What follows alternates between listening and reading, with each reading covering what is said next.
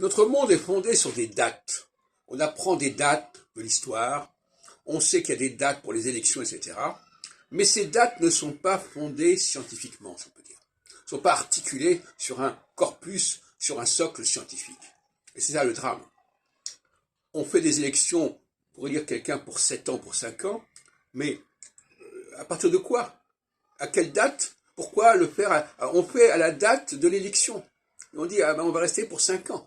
Non, c'est pas comme ça qu'il faut fonctionner. Il faut que ça corresponde à un véritable cycle propre à l'humanité, qui fait qu'à certaines époques, qui correspondent à des clivages astronomiques, notamment, astrologiques, eh bien c'est à ce moment-là qu'il faut faire les choses. Et pas n'importe comment, en disant, hop, hop, on fait un truc sur 7 ans, on sait même pas d'où on part, mais on fait sur 7 ans. C'est pas sérieux. De la même façon, l'apprentissage des dates historiques, bah oui, d'accord, mais ça correspond à quoi? Est-ce qu'il y a un balisage quelconque derrière tout ça? Or, le rôle de l'astrologie, c'est justement d'articuler le fil de ces dates et de montrer que, à partir de tel moment, on est passé dans une autre phase. Bon.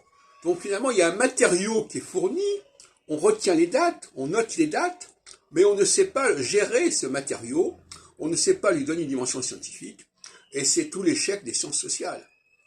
Donc, le droit, que ce soit le droit civil ou le droit constitutionnel, doivent s'aligner sur la psychologie.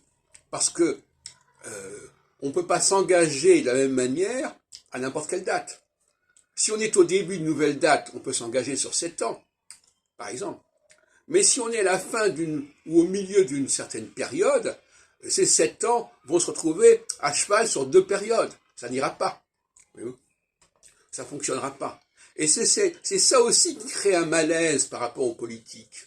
C'est que ces politiques, ils font une campagne à un moment donné, et puis ça marche à un moment donné, et puis après, au bout d'un an, comme pour Macron, on est passé à une autre phase.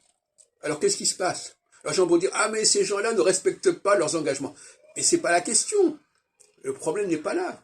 Le problème, c'est il n'y a pas une conscience politique qui fait qu'on sait qu'on ne fait pas les choses n'importe comment et n'importe quand.